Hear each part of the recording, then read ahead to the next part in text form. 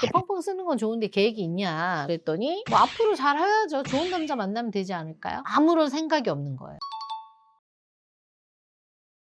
대표님, 제가 최근에 커뮤니티에서 봤는데 연봉 3천에 빚 5천인데 결혼 가능할까요? 이런 글이 있었거든요. 근데 댓글 대부분이 난리더라고요. 반응이 뭐 뻔하겠지. 그 조건으로 결혼을 하냐 뭐 그런 말들이죠. 네, 맞아요. 근데 솔직히 숫자만 보면 저 스펙이잖아요. 이런 분들도 결정사에 와서 매칭이 돼요. 결론부터 말씀드리잖아요. 이건 기계가 하는 일이 아니라 사람이 하는 일이기 때문에 됩니다. 실제로 연봉 한 3천 정도 됐는데 평균 이상의 배우자와 결혼하는 사례가 은근히 있어요. 결혼 시장은 이 숫자로만 보는 게 아니야. 사람과 사람으로 만나는 거잖아요. 같은 연봉 3천 그리고 뭐 빚이 좀 있어요. 근데 누군가는 저평가 우량주가 되는 거고 누군가는 매칭 자체가 안 되는 사람도 있어요. 근데 같은 스펙인데 어떻게 그렇게 갈려요? 시장은요 숫자 뒤에 있는 구조를 봐요. 그래서 오늘은 연봉이 3천이어도 결혼이 되는 사람과 절대 매칭이 안 되는 사람 그 차이를 만드는 결정적 기준 세 가지를 실제 매칭 사례로 한번 말씀드려 볼게요. 첫 번째입니다. 빚의 출처입니다. 근데 빚은 사실 결국 마이너스잖아요. 갚아야 되는 건 똑같은데 출처가 중요해요. 그렇게 생각하지만 완전 달라. 빚의 종류가 그 사람의 시장 가치를 결정해 줄 수도 있어요. 결혼 시장에서 빚이 있다 그러면 제일 보는 게 뭔지 알아요? 빚의 금액? 아니야, 출처예요. 같은 빚을 5천을 지고 있더라도 저희 같은 시장에서는 완전히 다르게 읽히는 게 학자금으로 5천만 원을 진 것과 호캉스 명품을 사서 5천만 원 빚을 졌어. 같아요, 달라요? 다르지. 빚에도 착한 빚이 있고 나쁜 빚이 있는 거예요. 열심히 살고 학교 때문에 진 빚은 미래를 위한 투자. 소비는 현재의 만족을 위해서 미래를 가불한 흔적이죠. 똑똑한 사람은 이거를 소름 돋을 정도로 정확하게 구분합니다. 실제 사례 하나를 한번 들어볼게요. 이분이 20대 후반 여자분인데 연봉이 한 3,500에서 3,800 정도 사이였고 모아놓은 거는 거의 없었고요. 학자금 빚으로 4천 정도 있었어요. 그리고 한 3년차 직장인 정도?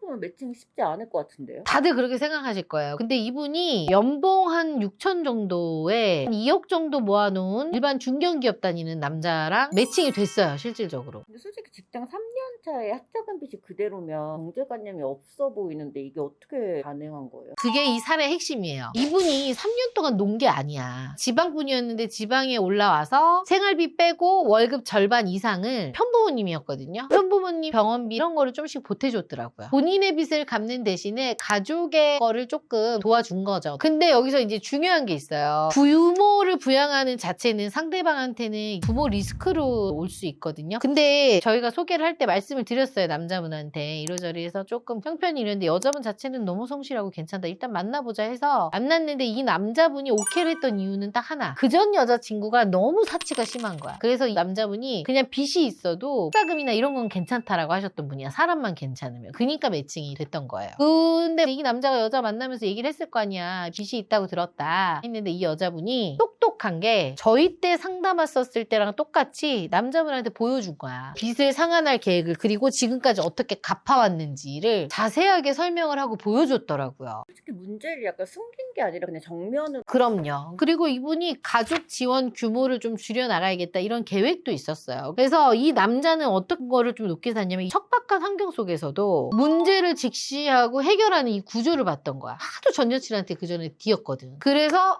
만나면 만날수록 이 여자라면 같이 살아도 너무 괜찮을 것 같은데 생각을 한 거죠. 그리고 아무래도 이 여자가 20대잖아요. 20대라는 나이에 이렇게 열심히 사는 것도 힘들지만 미래를 계획하고 있는 것 자체가 이 남자 입장에서는 굉장히 충격이고 건설적이었던 거지. 그래서 보면요. 결국 이 여자가 진 빚 4천이 문제가 아니라는 거야. 그 빚이 어떤 빚이고 이 빚을 대하는 이 여자의 태도 이게 시장 가치에 있어서 빛을 발한 거죠. 근데 빚도 내가 어떻게 다루느냐에 따라서 약간 성실함을 표현하는 그게 될 수. 정확해요. 그래서 성장을 위한 빚은 서사가 돼요. 아까 말한 학자금 대출이나 내가 집을 구매할 때 은행에 대출한 빚 이런 것들은 좋은 빚이야. 근데 소비를 위한 빚은 어때요? 숨기고 싶은 민낯이 돼버려요. 두 번째입니다. 우상향 서사입니다. 그래도 이건 무슨 얘기예요? 쉽게 말하면요. 지금 숫자가 아니라 앞으로 방향을 보는 거야. 제가 자주 얘기하잖아요. 결혼 시장은 현재의 스펙을 보긴 하지만 그것만 보는 건 아니다. 이 사람이 앞으로 어떻게 올라갈 올라갈지 아니면 내려갈지 이런 것들을 보는 거다. 주식하고 똑같아요. 지금 주가가 조금 주춤하더라도 우상향이면 어때요? 개미고 뭐 아니면 다 달려들어서 사잖아. 근데 지금 주가가 아무리 좋아도 이게 내리막이다 그러면 어떻게 해요? 도망가죠, 다들. 그리고 사람을 볼 때 상승곡선, 하한곡선 이런 게 있는 거예요. 다 이거를 보시지는 않지만 똑똑한 사람들은 지금의 숫자보다는요, 그 숫자가 어디로 향하고 있는지 그것까지도 캐치해내죠. 근데 만약에 말로 저 나중에 잘 될 거야 이렇게 하면 어떻게 믿어요? 그래서 증거가 필요한 거예요. 그게 바로 제가 말하는 우상향 서사입니다. 실제 사례가 있었어요. 이분이 거의 30대 초반, 연봉이 한 3,200에서 3,500 정도 되는 그 중소기업을 다니는 남성이었는데 자산이 한 1,000만 원 조금 모자라게 있었던 것 같아. 객관적으로 어떻게 보면 평균 이하예요. 솔직히 이 스펙이면 그냥 바로 광탈 아니에요? 그 스펙만 보고는 그럴 수 있죠. 근데 이분이요, 연봉이 5천이고요. 본인 모아놓은 게 7천인 여성분하고 잘 됐어요. 어떻게 그게 가능해요? 세 가지가 달랐어요. 첫 번째가 그의 빚의 서사예요. 이분이 자산이 적었던 이유는요, 20대에 창업을 했었어. 처음엔 잘 되다가 실패를 해서 이제 이 빚이 있었는데, 이 사람이 이제 3년 동안 투잡을 하면서 이 빚을 모두 다 상환했어요. 자산은 지금 비록 졌지만 그 사람이 빚을 지지 않았더라면 더 많이 모았겠죠? 수습하는 해결 능력과 생활력을 본 거야. 책임감 하나는 확실히 있어 보일 거예요. 그렇죠. 두 번째는 커리어의 방향입니다. 입사 2년 만에 팀장으로 승진을 한 거야, 마케팅 쪽에. 왜냐면 사업 경험이 있던 친구다 보니까 이게 빨라. 그러니까 회사에서는 완전 필요한 존재가 된 거야. 말로만 열심히 한 게 아니라 이 친구가 들어오고 나서 회사의 매출이 확 올랐대요. 마케팅을 잘 하다 보니까. 월급도 이제 조금씩 올라가는 실정이고 인센티브를 또 여기에 받더라고요. 그러니까 뭐 이런 것들을 본 거지. 세 번째입니다. 자기 객관화와 플랜입니다. 이분은 자기 숫자를 숨기지 않았어. 지금 연봉이 3,200에서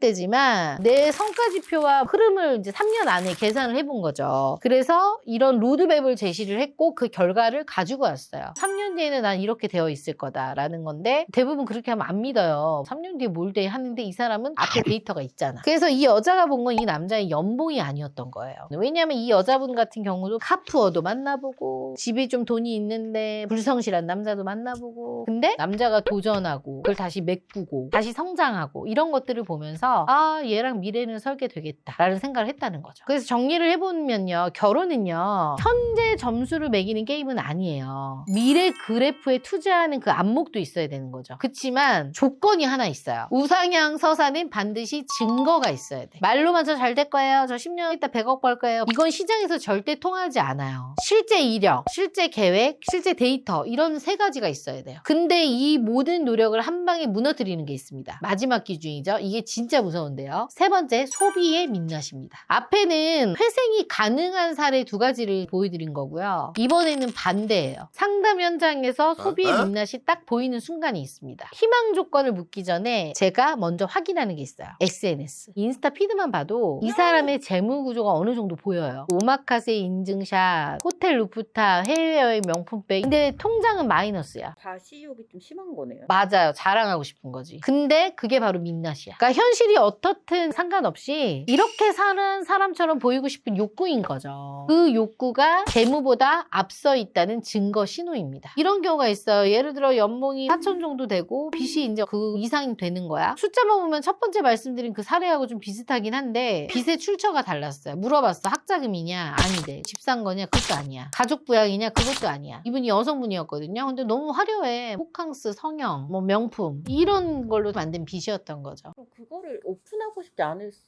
숨기려고 했지. 근데 인스타 피드나 이런 거를 딱 보니까 다 그게 있더라고요. 스스로 증거를 남긴 거네. 또 티를 내요, 그런 분들은. 거기다가 제가 재무 계획을 한번 물어봤어요. 이렇게 펑펑 쓰는 건 좋은데 계획이 있냐 그랬더니 뭐 앞으로 잘 해야죠. 좋은 남자 만나면 되지 않을까요? 구체적인 상황 계획, 소비 습관 바꾸겠다 이런 거 없어요. 그래서 상담을 하다 보면 매칭이 안 되는 분들에게서 공통적으로 느껴지는 게 분명히 있어요. 딱 세 가지입니다. 한방 언니한테 가면 결혼할 수 있나요? 물론이죠. 1대1로 꼼꼼하게 관리해주고 철저하게 객관화를 할 수 있는 피드백을 주고 매니저가 딱 달라붙어서 어떻게 해야 할지 컨설팅해주는 전문가를 찾아오세요. 한방 언니가 함께 고민하고 도와드리겠습니다. 첫 번째, 빚의 출처가 소비입니다. 성장을 위한 빚이 아니라 허영, 보여주기식의 소비. 그리고 SNS와 통장이 완전히 달라. SNS는 완전히 화려해. 근데 통장은 깡통이야. 마이너스. 그리고 셋째는 계획이 없어. 재무계획. 아무런 생각이 없는 잡는 거예요. 앞으로 잘할 거예요. 만날 사람이 어떻게 해주겠죠. 돈 많은 남자 만나야죠. 이런 거죠. 그럼 지금 대표님 말씀하신 거 세 가지가 겹치면 사실 매칭이 어렵다고 걸러야죠. 그래서 실제로 이런 여자들 가면 쓰고 만나면 본인 알 수 있어요. 막 집에는 명품백 쌓여있는데 만날 때는 추리하게 입고 다니고 아닌 척 할 수도 있잖아. 그건 모르는 거잖아. 근데 밖에서의 만남은 그렇지만 저희의 만남은 어찌됐건 사람을 보는 눈을 가진 사람들이라 어느 정도 걸러지죠. 밖에서 호되게 당하고 와서 저희 쪽에 오셔서 이런 걸 걸러달라 해서 의뢰하시러 오시는 분들도 꽤 있는 거죠. 그래서 시장은 이런 사람을 기회가 아니라 리스크로 읽어요. 오늘은 저스펙 매칭 사례 3가지에 대해서 제가 얘기를 해봤는데 같은 연봉 예를 들어 아까 3천 뭐 4천이어도요. 같은 빚 4천 5천이어도 결과가 완전 달라지는 거야. 숫자는 절대 거짓말하지 않는다고 하잖아. 하지만 태도는요. 그 숫자의 의미를 바꿀 수 있습니다. 지금 빚 없는 사람 없을 거야. 그죠? 오늘 영상을 보고 여러분의 빚은요. 성장통인지 아니면 소비의 민낯인지 한번 가슴에 손을 얹고 생각을 해보고 댓글로 한번 남겨주세요. 저도 한번 궁금하네요. 오늘 영상이 좋았다면 좋아요, 구독하기 꼭 눌러주세요.